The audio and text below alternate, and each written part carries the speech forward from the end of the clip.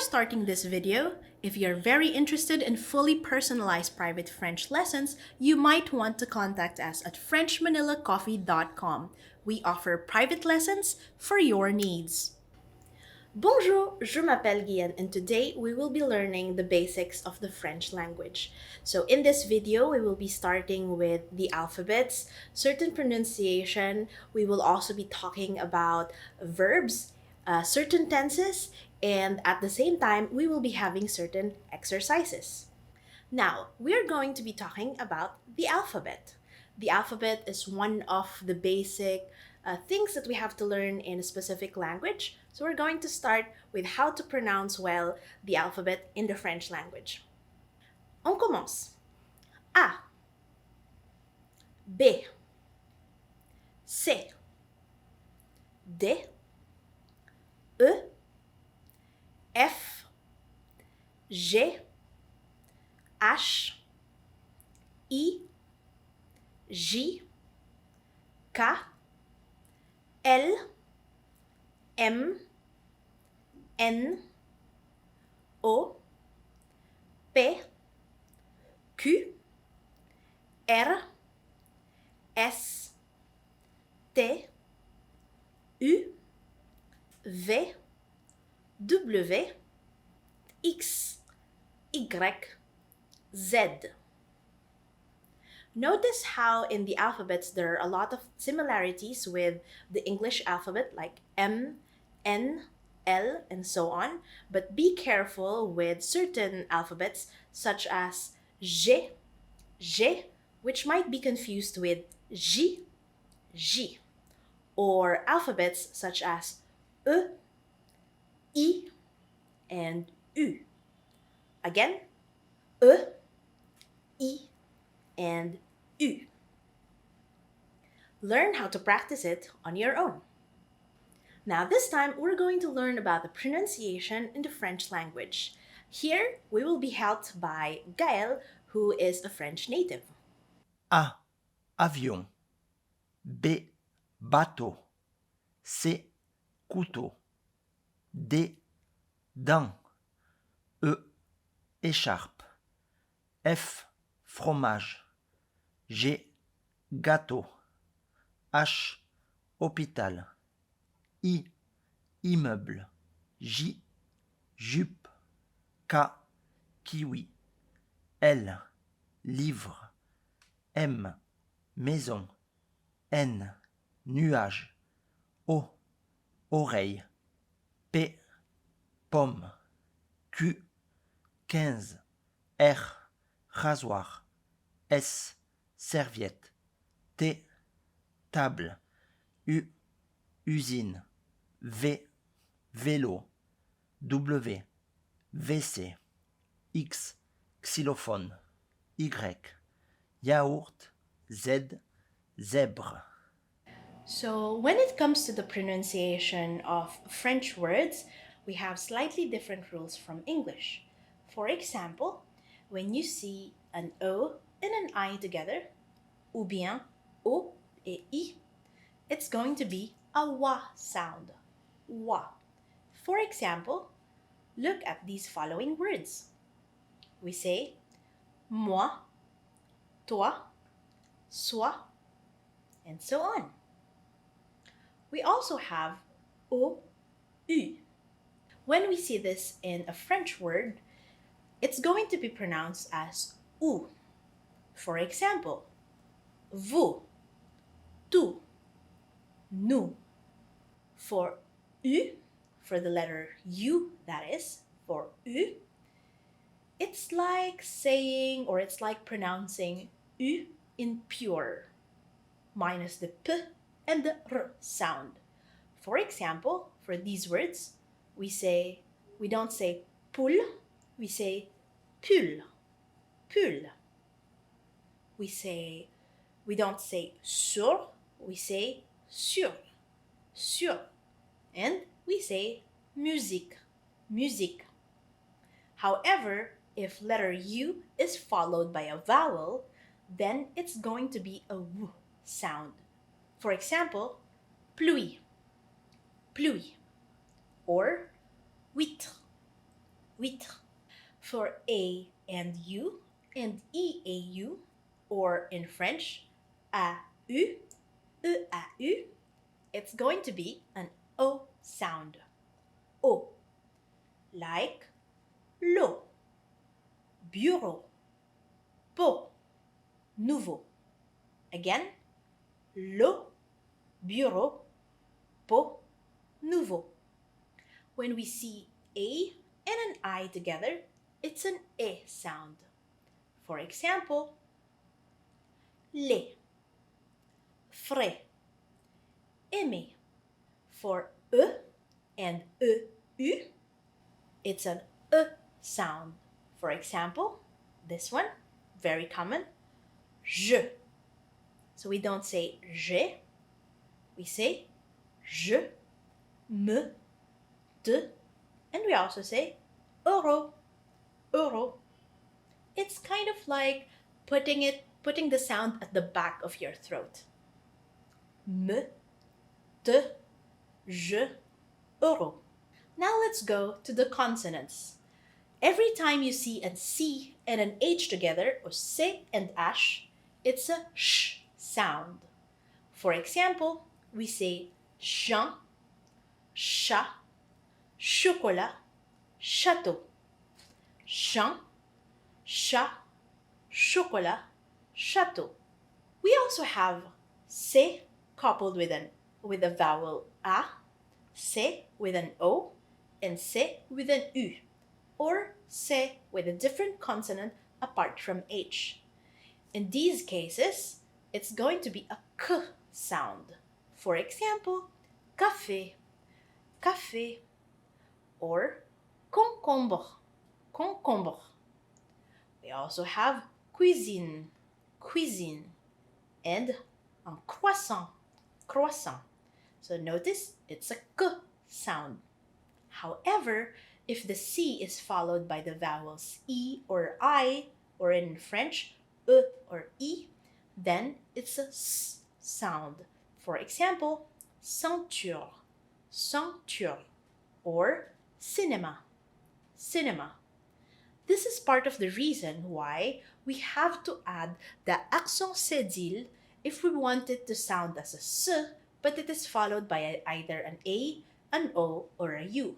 For example, ça va, the sa in there, the C is still sounded as an S even though it is followed by an A. It's precisely why that is why we have to add the accent cédille so that it signals to the reader that it's still an S sound even if it is followed by an O, an A, or a U. We have basically the same rule in when it comes to the letter G or J. For example, j'ai followed by an A or A, je suis par O, j'ai pas eu, and j'ai avec une consonne, on utilise G. For example, gâteau, gorille, guitare, grenouille. See, it's a G sound. However, when G is followed by an E or G is followed by an I, it's a J sound, and it almost vibrates in the tongue. For example, genou, genou, gilet, gilet. Now we also have G that is followed by an N, and this time it's slightly different. It's kind of like the letter ñ in Spanish. For example, montagne, montagne, l'Allemagne, l'Allemagne. We also have two letter L's. So double L preceded by an I is kind of like an E sound. For example, vanille, feuille, paille, nouille. The exception, of course, is ville, ville. However, if it is followed or if it is preceded by a different vowel, then it's still the same L sound. For example, salle, folle, belle, pull. Now let's go to the letter S. In the beginning of a word, or S followed by another S, the sound is S. S. For example, soleil, or what we talked about earlier, salle. And also, if it's a double S, we say poisson, poisson. We also say boisson, boisson. However, if single S is in the middle of a word, then the sound turns into a Z sound. For example, poison, poisson. Notice also, a while ago we talked about usine, usine. Now we're moving on to nasal sounds. For example, an, am, em, and en are un, un. For example, la banque, banque. Tampon, tampon. Blanc, blanc. Enfant, enfant. Enchanté, enchanté. However, if it's an IM, IN, AIM, AIN, EIM, it will sound like this. Tongue, sunk. For OM and ON, we say on. For example, poisson, bon. And for UN, we say un, un. Like lundi, chacun, comment. Finally, we have the different consonants at the end of the word. In general, the consonants are not pronounced. For example, je, français, parler. Of course, there will always be exceptions to the rule. For example, words like truc, los, comptoir, and relief are words that end in consonants, but the consonant endings are still pronounced. Time for exercises. Pronounce the following letters: I, G, U, E, Y, J, Listen and write the series of letters to form the corresponding word. A, V, I, O, N. Avion. M, A, I, S, O, N. Maison. P, O, M, M, E. Pomme. I, M, M, E, U, B, L, E. Immeuble. Now, another thing that is very basic in the French language is greetings.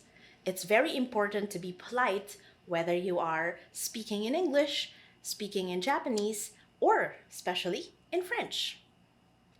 First, we're going to learn how to say hello, bonjour, bonjour. So, what's great about the word bonjour is something that you can use with everyone. Whether you have a formal or informal relationship, you can say bonjour, bonjour. We can really use this from the morning up until maybe 5 p.m.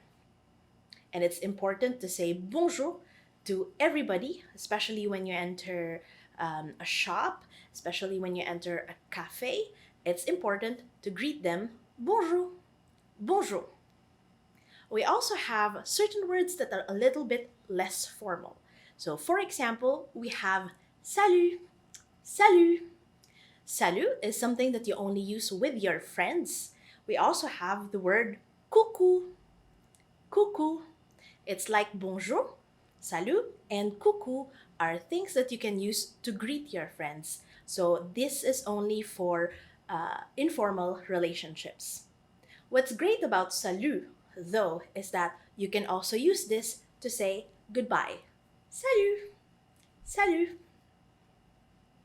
We also have one of the most important things, which is saying thank you. So we have the general phrase, merci, merci. So please pay attention. We don't say mercy, we say merci, merci. You can also couple this with merci bien, or merci beaucoup.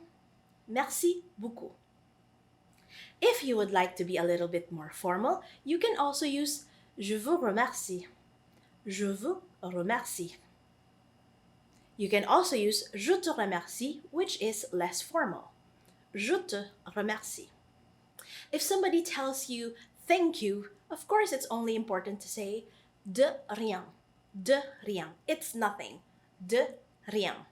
Alternatively, for more formal ways of saying de rien, you can also use je vous en prie. Je vous en prie. Notice how I made a liaison or a link between vous and un. Je vous en prie. For less formal ones, you can also use je t'en prie. Je t'en prie. Je t'en prie. Or you can also say avec plaisir. Avec plaisir. It's also important to learn how to apologize, right? So we also say désolé. Désolé. For saying I'm sorry, we say désolé en français. We add an additional letter E if we identify as female. So, je suis désolé with an extra letter E. For those who identify as male, they can just say désolé, désolé, without the extra letter E. Alternatively, we can also use pardon, pardon. So it's basically the same in English, pardon, right? So we say in French, pardon, pardon. You can also have different ways, such as the more formal excusez-moi, excusez-moi, or the less formal excuse-moi, excuse-moi. It's also important to say please, right? So we say s'il vous plaît, s'il vous plaît. Please pass me the salt. S'il vous plaît, passez-moi le sel. S'il vous plaît. For less formal, we can say s'il te plaît, s'il te plaît, s'il te plaît. Technically in English, it translates as if it pleases you. But basically, it's what please means. We also have other greetings to say goodbye. For example, we can say bonne journée, bonne journée. It's basically wishing the other person to have a nice day. Bonne journée, bonne journée. Of course, if it's already nighttime, we can say bonne soirée, bonne soirée, bonne soirée. For good afternoon, we usually say bon après-midi, bon après-midi. So notice how technically the word bon, bon, is pronounced as bon with a very nasal tone. But precisely because it is followed by a vowel, we say bon après-midi. So there's a liaison right there. Bon après-midi. You will also hear the younger French people say bon après-midi, bon après-midi. We also say bonne nuit to say good night. Bonne nuit to say good night. And you can also alternatively say fais de beaux rêves. So have sweet dreams or have good dreams. Fais de beaux rêves. Fais de beaux rêves. Of course, this is something you don't say to people you hardly know, so you can only say this to people you have an informal relationship with. Now, this time, we're going to talk about nouns. Nouns. So, en français, on l'appelle nom. Nom. There are a lot of French nouns that are very similar to the English nouns. So, for example, table, une table. Notice how the spelling is very similar to English. However, there's a slight difference when it comes to the pronunciation. Instead of saying table, table, we say une table, une table. Notice also that in the French language, we have what we call different genders of the different nouns. So there are masculine nouns and there are feminine nouns. For example, un livre, un livre, a book is considered masculine. Une maison is considered feminine. This is very important. It's very important to understand that there are masculine and feminine nouns precisely because a lot of other things that we will learn later on, like verbs, adjectives, and a lot more, will really depend on or will really have to be in accordance to the number and especially the gender of these particular nouns. There are a lot of other words that are very similar to English, but please pay attention to the following faux amis, or what we call false friends. Faux amis.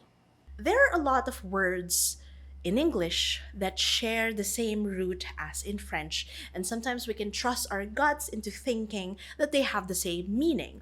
For example, l'hôpital or la condition, and so on. However, there are still words that may sound similar in English but are actually have very different meaning in French. This is what we call les faux amis, or false friends. And they can be very deceiving. For example, here is a list of certain words that may be similar in English but are actually not.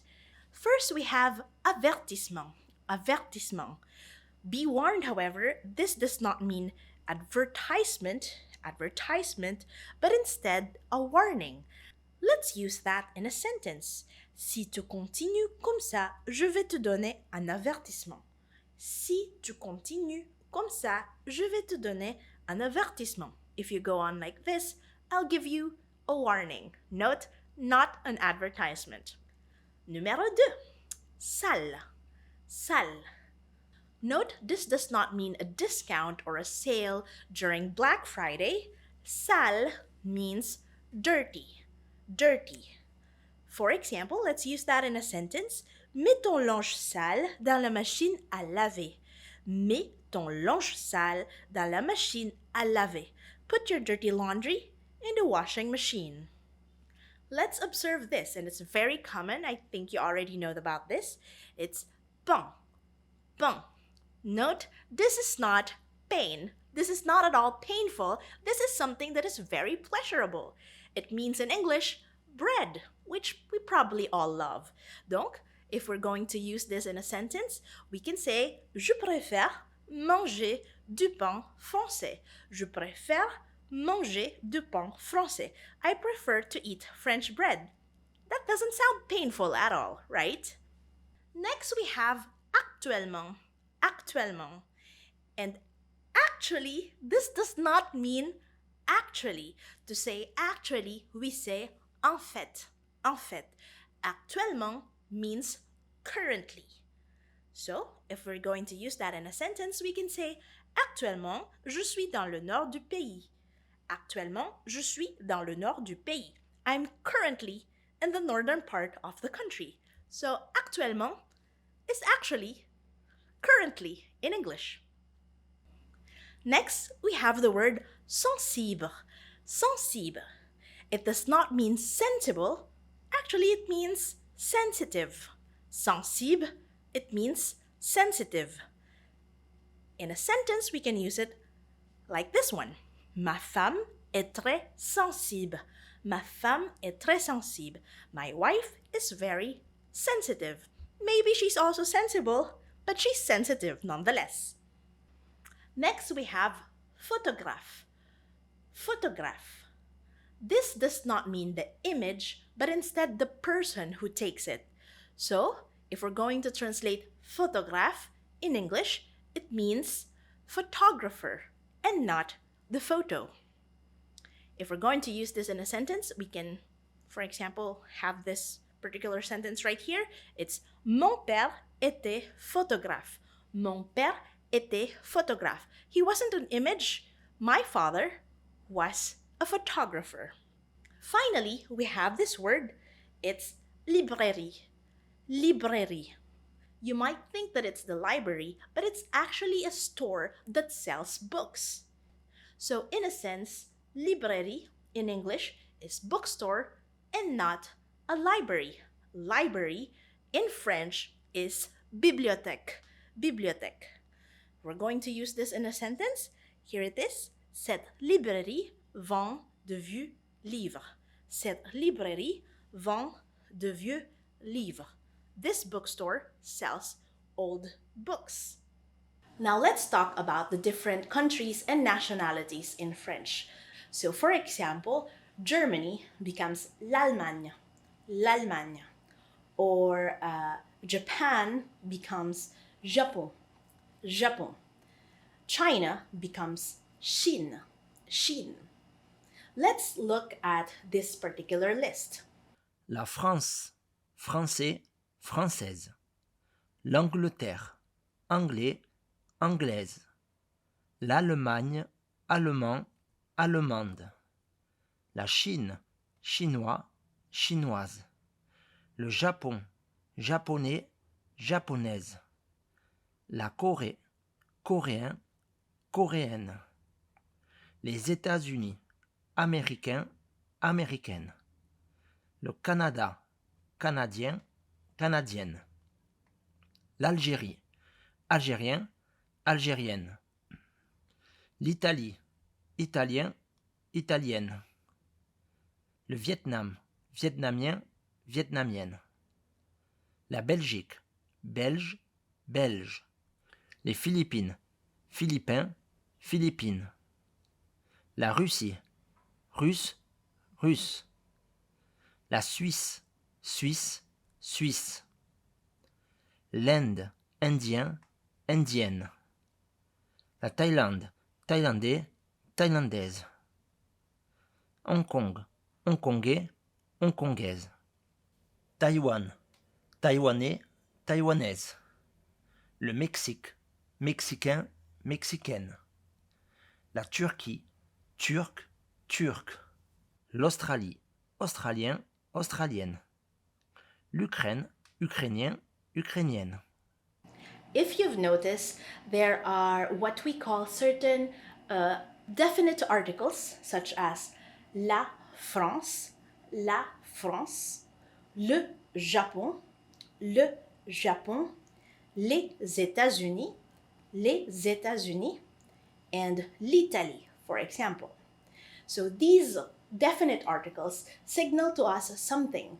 So they signal not only the number, but also the gender of these particular countries. For example, la France indicates that France is considered as a feminine country. In the same manner, we have la Chine, la Thaïlande, and so on. They are also considered as feminine countries. For le Brésil, le Japon, et le Canada, they are considered as masculine countries. And for les États-Unis, les Pays-Bas, and les Philippines, these are considered as plural countries. If you're wondering, why is this important? Yes, I agree with you. Gender in general shouldn't matter, right? But here in the French language, this is something that we need in order to form certain particular sentences, such as I come from blah, blah, blah. So I come from a particular country. So for example, we can say, if you've noticed here, la France, la Chine, la Thailand, for example, these are feminine countries, and a good way to tell that it's feminine is because it ends with letter E or E. E. La France, la Chine, la Thaïlande, and in addition to that, Italy, l'Allemagne, l'Australie, l'Ukraine, Russie, Swiss, and so on. These are also feminine countries. So as a general rule, if the word ends with the letter E, if the country ends with the letter E, then it's feminine. Except, of course, for certain countries such as Mexique, Mozambique, and Zimbabwe. These countries, even though they end with letter E, are technically masculine.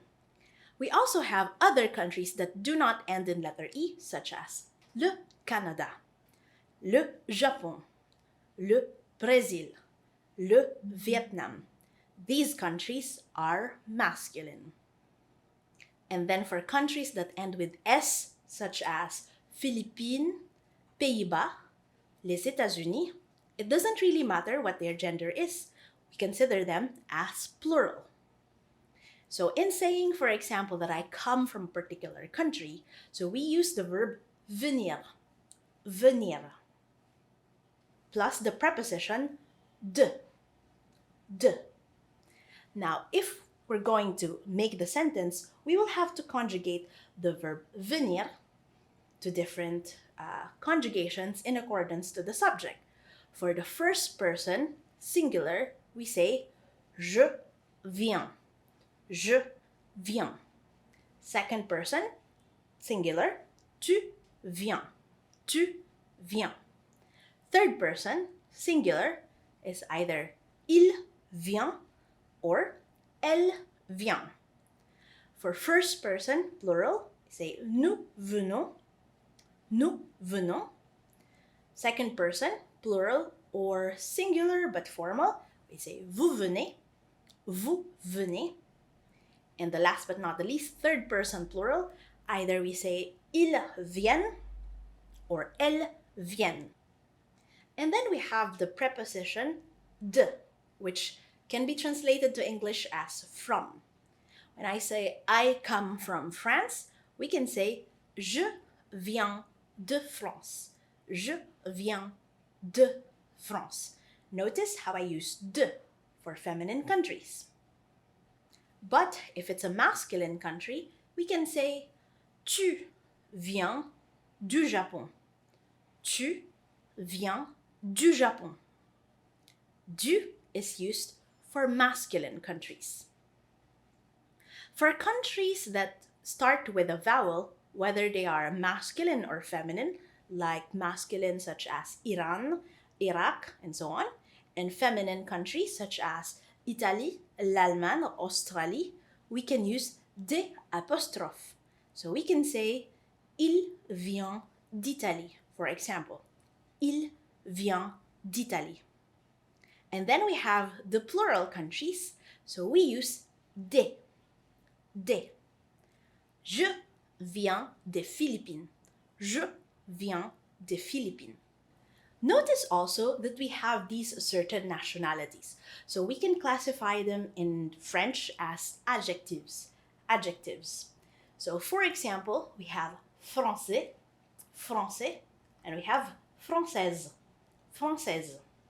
So we also have the masculine version and the feminine version. So if we're talking about a male, for example, we can say Pierre est français. Pierre est français.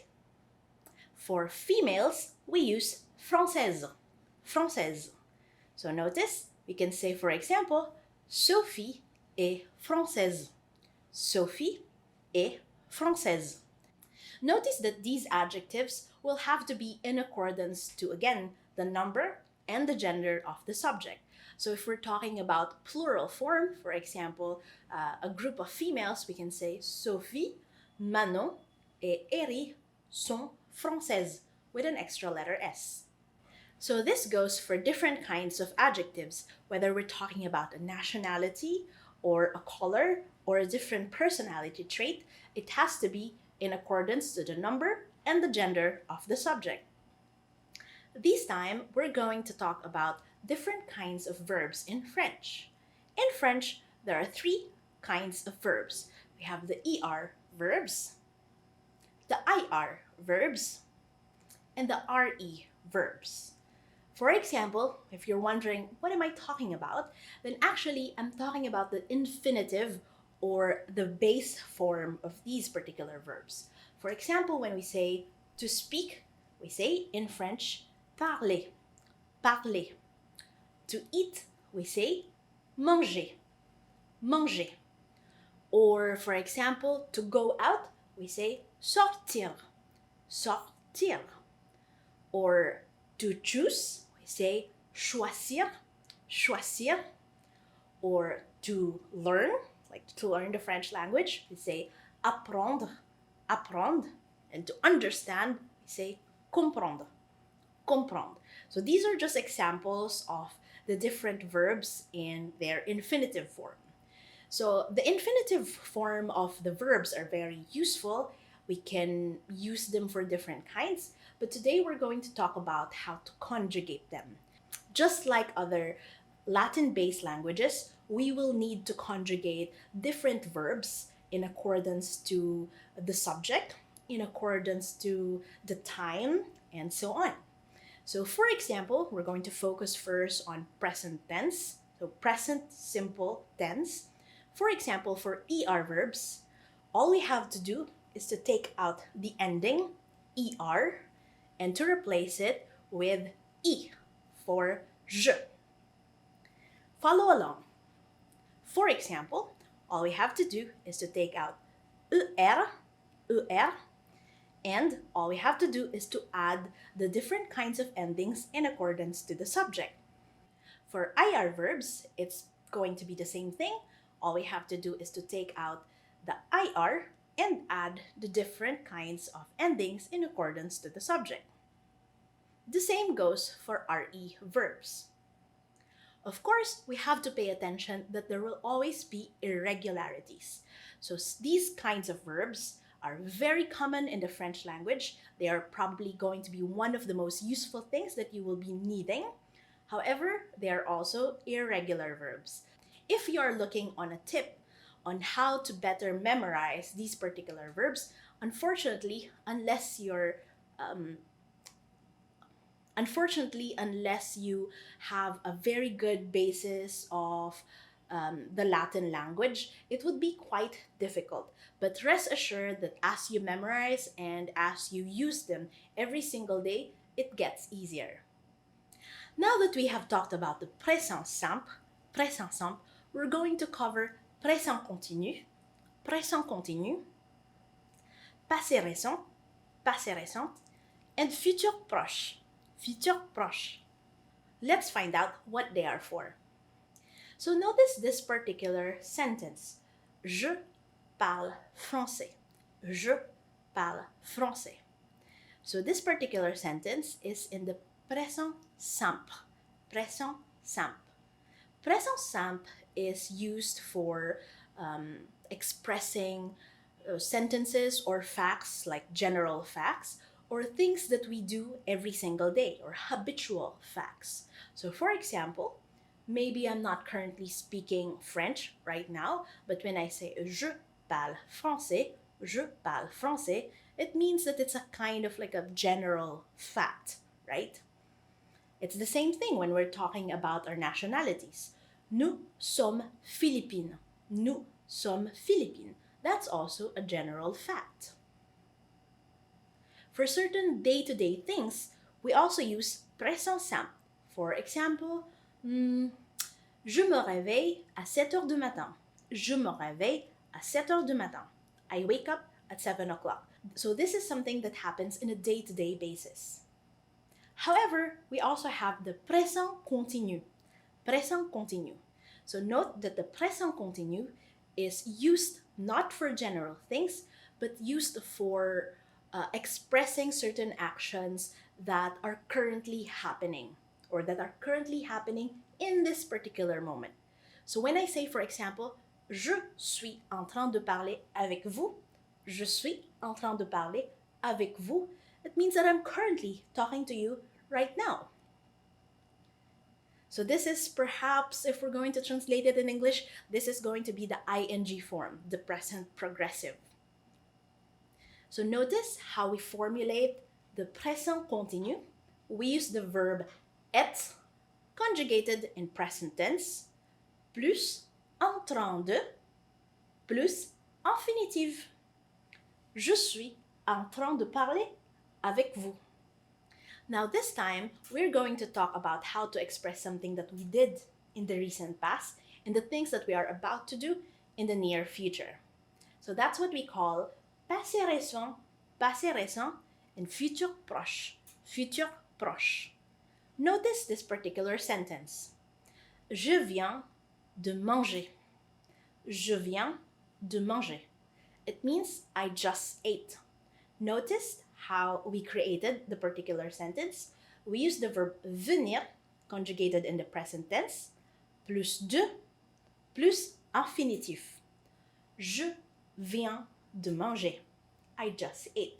You can replace this with something else, but please note that if the verb starts with a vowel, then we will have to put de apostrophe instead of de. For example, je viens d'acheter des légumes. Je viens d'acheter des légumes. I just bought vegetables. This is something that we only use for recent past, something that we just did. So notice that this is not applicable for things that you did when you were young, for example, for a description of your childhood or for your past. We don't do that with passé récent. We also have futur proche. Now, futur proche is something that we use to describe the near future. So it's an action that we are about to do. So perhaps in English, the closest translation to this one is are or is going to. For example, if I say I am going to eat dinner with my friend, I'm going to say je vais dîner avec mon ami. Je vais dîner avec mon ami. Notice what I used. I used the verb aller conjugated in present tense plus the infinitive. Basically, it's the same thing in English. I am going to eat or dine with my friend. Je vais dîner avec mon ami. So for futur proche, we only use this for things that we are already about to do. So this is not something that, this is not a tense that we use to describe something that we wish we will be doing in some time in the future, but we are not sure yet. So this is the equivalent of is going to or are going to in English. It's something that is almost sure, and it's something that we are about to do in the near future. This time we're also going to learn about passé composé. We have already talked about passé récent, which basically describes an action that you just did, that you just finished. Now this time we also have what we call passé composé. Passé composé. And passé composé is used to describe certain actions that began and finished in the past. So this is a perfect tense for when you are recounting a story, for example. So this is a perfect tense for narrative purposes. Notice this particular sentence. J'ai mangé.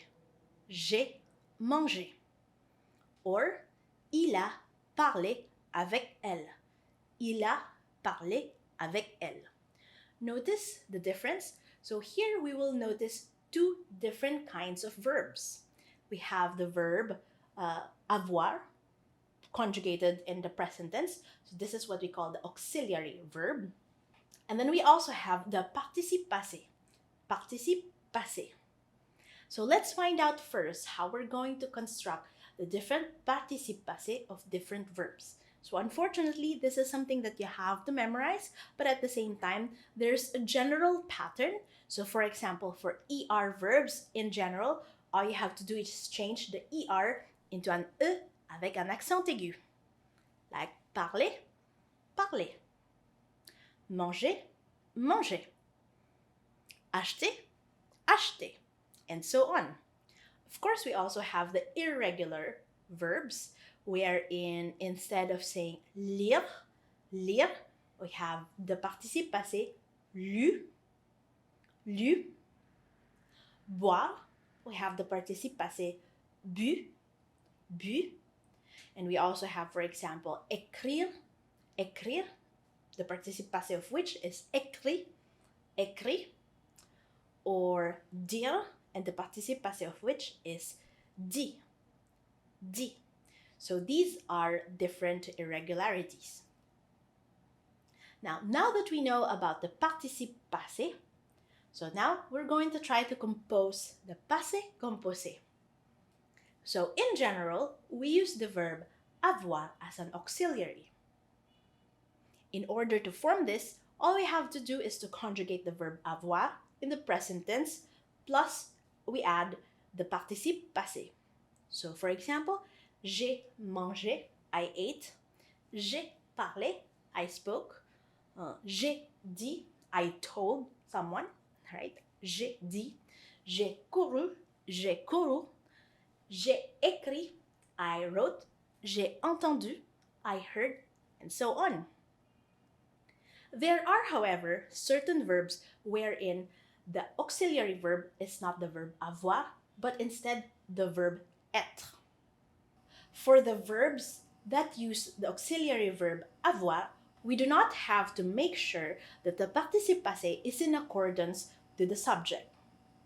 However, if the object is before or is placed before the verb, then we will have to change the participe passé in accordance to the gender and the number of the direct object. For example, j'ai mangé les chocolats. J'ai mangé les chocolats.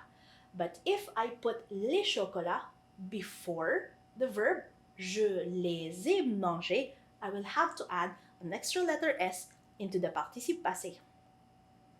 It's the same thing if it's feminine. For example, le singe a mangé la banane. Le singe a mangé la banane.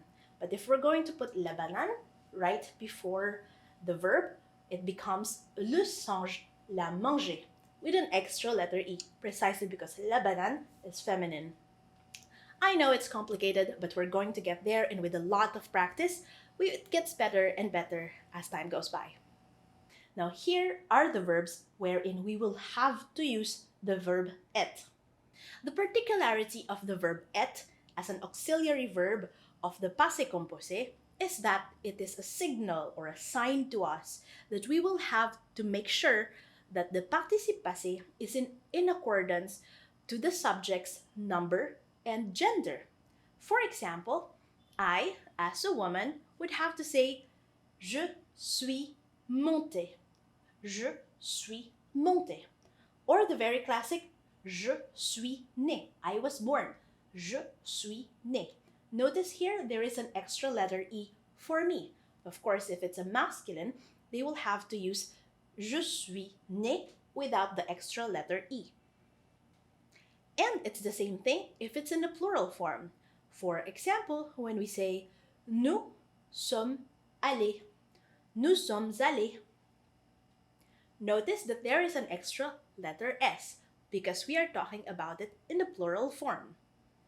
So this is just to note that in order to formulate the passé composé of these pronominal verbs, all we have to do is to also use the verb être. So for example, je me réveille à 7 heures du matin, normalement, mais aujourd'hui, je me suis réveillée à 8 heures. Je me suis réveillé à 8 heures. So for all pronominal verbs, in forming the passé composé, we have to use the verb être as the auxiliary. And we also always add the auxiliary verb before the actual verb. So, je me suis réveillé. Je me suis lavé. Je me suis maquillé, and so on. Time for exercises. Write the countries related to the following nationalities.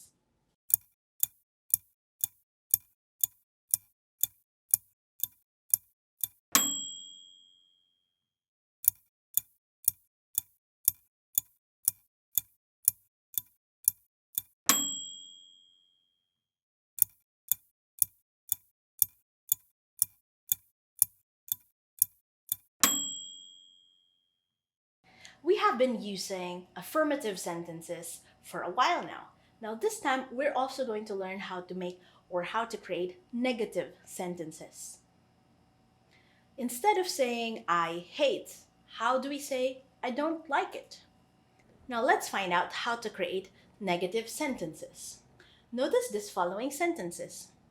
Je n'aime pas la mangue. Je n'aime pas la mangue. Je ne déteste pas le chocolat. Je ne déteste pas le chocolat. Je n'achète pas de légumes. Je n'achète pas de légumes. So notice what is different with them. So in order to create negative sentences, we just have to add ne and pas beside the verb. So make sure that the verb is always in between ne and pas. For example, je ne travaille pas le week-end. I don't work on the weekends. Je ne travaille pas le week-end. I do not work on the weekends. The positive sentence, of course, is je travaille le week-end. But the contrary is je ne travaille pas le week-end. We can also explore different ways of saying negative sentences. For example, instead of using ne pas, we can use ne jamais to give a different layer of nuance into the sentence. When we say je ne travaille jamais le week-end, je ne travaille jamais le week-end, it means I never work on the weekends. With je ne travaille pas le week-end, it's a mere negation. But with je ne travaille jamais le week-end, it's kind of like a peak of the past. It's like saying, I have never worked on the weekends and I will never work on the weekends, right? We also have ne plus. Ne plus.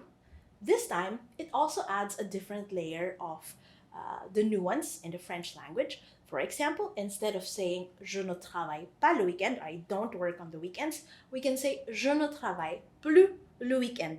Je ne travaille plus le week-end, meaning I no longer work on the weekends. So this gives us also an insight of the past of the speaker. It's like saying I used to work on weekends, but now I no longer do it. Je ne travaille plus le week-end. We also have what we call restrictions. So for example, when we use ne plus que, it restricts the particular fact, and it's basically just saying this is the only truth. For example, je ne travaille que le week-end. Je ne travaille que le week-end. So this time, it's not really complete negation, it's a restriction in the sense that I only work on the weekends. Quelle chance! However, in spoken French, you will mostly hear people say je travaille pas le week-end, je travaille jamais le week-end, je travaille plus le week-end, et je travaille que le week-end. So notice, in general, in spoken French, francophones usually drop ne, they usually drop ne, and they just use travaille pas, travaille que, travaille plus, and travaille jamais. So this will help you sound more native.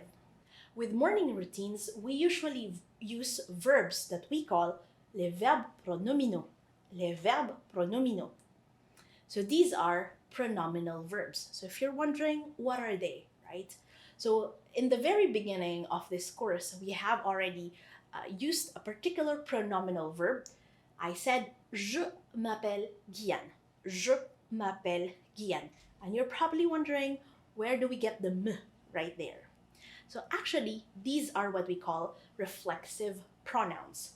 So pronominal verbs are verbs that are coupled with reflexive pronouns. These are me, te, se, nous, vous, and ce. Pronominal verbs are can be classified in two ways. So either they are reflexive verbs or they are reciprocal verbs. So let's find out first what these reflexive pronominal verbs are. So these pronominal verbs are verbs that we do to ourselves, meaning that the receiver and the doer of the action is the same. I am the subject, but I'm also the receiver of the action, so I'm also the object.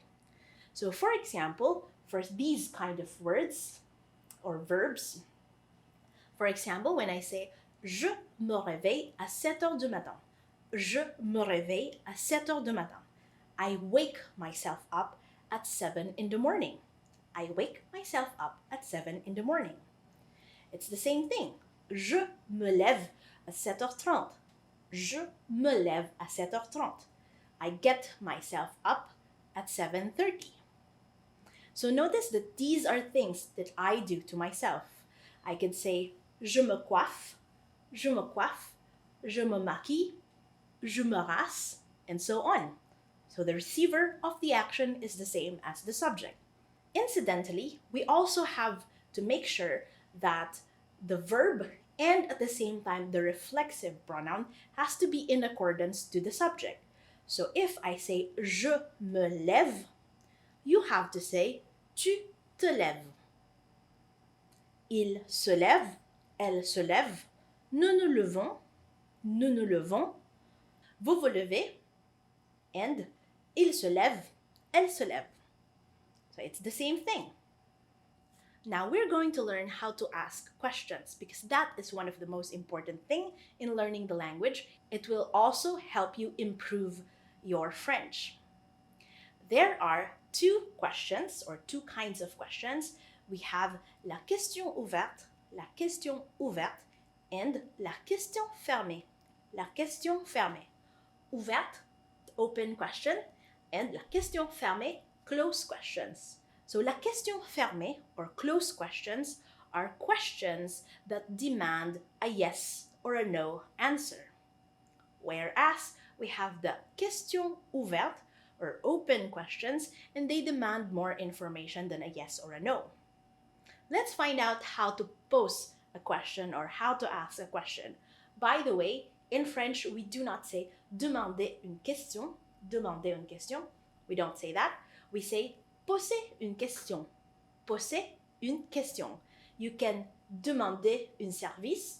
Tu peux demander un service, mais pas demander une question. Tu peux juste poser une question. Now, we're going to talk about the close questions first. So there are three ways in asking a close question. The first one is simply a declarative sentence with a change of intonation. So for example, when we say tu parles français, that's a declarative sentence. It's a sentence with a period. Tu parles français. All we have to do is to change the intonation in order to turn the declarative sentence into an interrogative one. For example, tu parles français? Tu parles français? Tu parles français? So that's already a question. Do you speak French? Tu parles français? Numéro 2. So another way of asking a question is when we add est-ce que. So this is the infamous est-ce que, which technically it translates to English as is it that? Est-ce que? Is it that? So all we have to do is to add est-ce que in the beginning of a declarative sentence, and it automatically turns into an interrogative one. For example, tu parles français? Or we could say, est-ce que tu parles français? Est-ce que tu parles français? Is it that you speak French? Or basically, do you speak French? And then the third one is l'inversion. L'inversion, or the inversion. All we have to do is to invert the position of the subject and the verb in the declarative sentence. So instead of saying tu parles français, we say parles-tu français? Parles-tu français? Now this time we have the open questions, and first we need to know the different interrogative words that come with it. So what is what, why, who, where, and so on in French? So here are they. We have où, where, où. Just a little trivia, this is the only word in French that has the U with an accent grave. Où, where. We also have comment, comment, how, qui, who, pourquoi, why, que, what, combien, how many or how much, and quand, when. Just like in close questions, we also have three ways of posing the open questions. For the first form, we simply add the interrogative word at the end of the sentence. For example, tu habites où? Vous avez besoin du livre quand? Notice that there is the subject, and then the verb, and then the interrogative word. For the second form, we add the interrogative word at the beginning of the sentence. For example, où est-ce que tu habites? Quand est-ce que vous avez besoin du livre? Notice we have the interrogative word plus the est-ce que plus the subject plus the verb. The same goes for the third form. We add the interrogative word at the beginning of the sentence. Où habites-tu? Quand avez-vous besoin du livre? Notice again that we have the interrogative word and then the verb and then the subject. For the interrogative word pourquoi, we need to place this interrogative word at the beginning of the sentence regardless of which form. For example, pourquoi tu apprends le français? Pourquoi est-ce que tu apprends le français? And pourquoi apprends-tu le français? For the interrogative word combien, we always add de or the apostrophe before a noun. Observe. Tu as combien d'enfants? Combien d'enfants est-ce que tu as? And combien d'enfants as-tu? Finally, for the interrogative word quoi or que, we use either quoi or que depending on the word's placement in the sentence. For example, we say tu fais quoi? We use quoi precisely because it is at the end of the sentence. However, for the two forms, we say qu'est-ce que tu fais? And que fais-tu? Time for exercises. Write the questions corresponding to the answers.